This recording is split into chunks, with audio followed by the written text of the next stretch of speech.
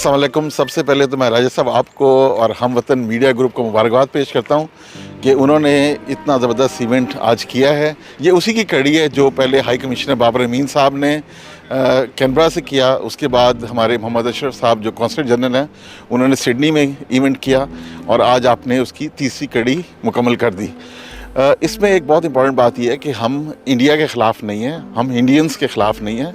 हमारे साथ वो प्यार से मिलजुल के यहाँ पे रहते हैं। हम उन पॉलिसीज़ के ख़िलाफ़ हैं जो कि कश्मीरी अवाम के से उनसे उनका ख़ुद इरादियत जो उनका राइट है, राइट ऑफ सेल्फ डिटर्मिनेशन, वो छीन रहा है। तो ये बात बहुत ज़रूरी है समझने की है कि हम उनके साथ हैं कि उनको आज़ादी मिलनी चाहिए, उनको आज़ादी से रहने की पूरी इजाज़त होनी चाहिए। साहब वालेकुम राज साहब, हम आज जो यहाँ पे इकट्ठे हुए हैं कश्मीर की आज़ादी के लिए, 1 साल से ज़्यादा अरसा हो गया है। हमारे कश्मीरी बहन भाई जो है वो भारतीय कैद और लॉकडाउन में हैं और हम लोग यहाँ पे उनकी वजह से परेशान हैं और हम उनके साथ हमदर्दी रखते हैं और हम खुदा से दुआ गो हैं कि उनकी आज़ादी का अल्लाह कोई सबब बनाए और हम भी उनकी जद्दोजहद में शामिल हैं, हम उन्हें भूले नहीं हैं। तो कश्मीर इंशाअल्लाह आज़ाद होगा। पाकिस्तान जिंदाबाद। अस्सलाम वालेकुम सारे पाकिस्तानियों को, सारे कश्मीरियों को और तमाम बनी नौ इंसानियत को। कश्मीर के लिए इस टाइम पे खड़ा होना आपके लिए ये बाइस फ़ख्र नहीं है, बल्कि ये सवाब का और मज़लूम की हिमायत का काम है। कश्मीर को, इसके मसले को दुनिया सिर्फ़ इसलिए नहीं देख रही कि आपने इसको उजागर सही तरह नहीं किया हुआ। Kashmir is the most of the highly militarised the place in the world, जिसमें 8 लाख फ़ौज है अभी और तकरीबन 1 मिलियन कश्मीरी है। सो 1 on 1 ये रेशो जारी है। अभी लोगों को बताने की ज़रूरत है और आई थिंक जो बाहर की वर्ल्ड है उसके लिए अभी जो हालात है बहुत साजगार है, क्यों सब के अपने अपने इशू चल रहे हैं। और अगर पाकिस्तान इसको सही तौर पे इसको हाईलाइट कर दे तो the iron is hot. America के मसले सऊदी अरब के साथ, सऊदी अरब के चाइना के साथ, चाइना का इंडिया के साथ, उन सब को अपने मसाइल हल करने के लिए पाकिस्तान की हिमायत की ज़रूरत है।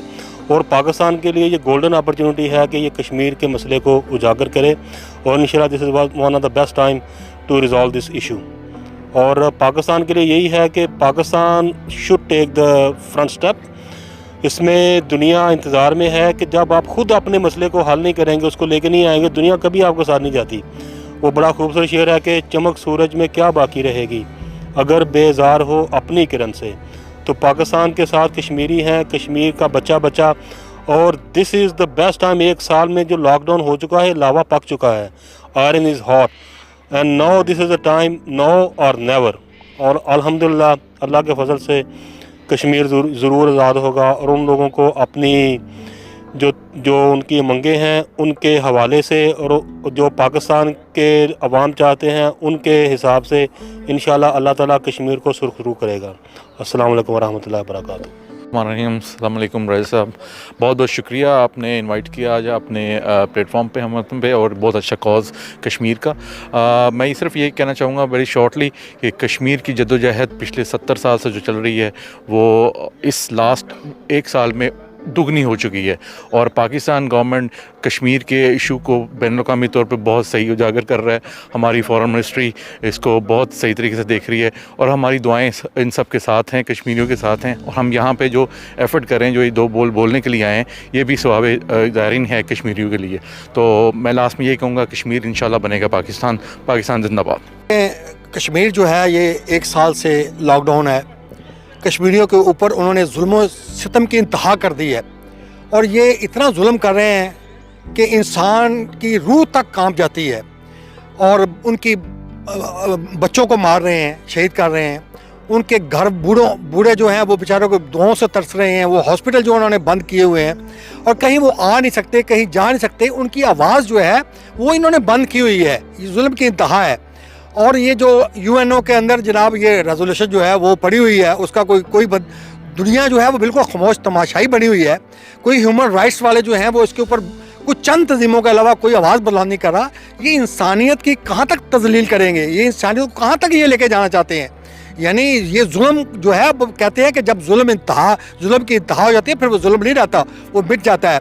और ये मैं एक बात बता दूँ मोदी सरकार को, ये मोदी जो है इसको ये मैं बता दूं कि ये जो तुम आज जुल्म कर रहे हो, एक तो खुदा की लाठी पहले चल पड़ी है, ये तुम्हें रिवर्स बैक मिलना शुरू हो गया है। तुमने उनको लॉकडाउन किया, अल्लाह ने पूरी दुनिया को लॉकडाउन कर दिया हुआ है, और ये तुम्हें जो तुम जुल्म कश्मीरियों के ऊपर ढा रहे हो, ये तुम्हें इसका रिवर्स बैक मिलना है। तुम्हें इस निशाने इबरत बनना है। ये खुदा की लाठी जो है वो बेआवाज़ है।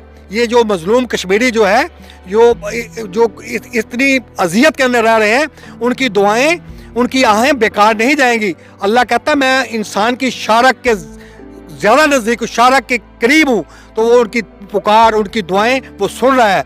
और ये मुद्दी तुम सुन लो, ये तुम्हें इसका रिवर्स बैक मिलना है, और तुम्हारी आत्मा जो है वो जलनी है राख के अंदर।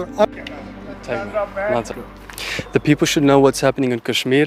Every day there are atrocities happening to its people, and hundreds and thousands of people have lost their lives already. And I want you to know that we all stand for people in Kashmir. Pakistan Zindabad. रहमानिर्रहीम।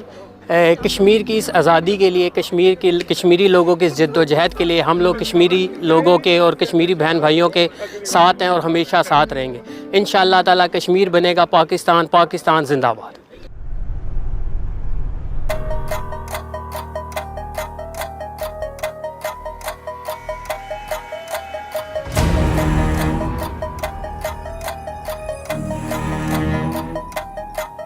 पिछले 72 सालों में हर एक कश्मीरी बच्चा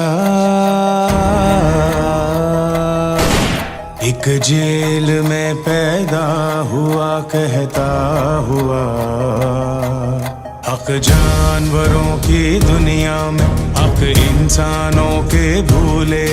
दुनिया वाले चुप बैठे हैं, जालिम की रस्सी खोले।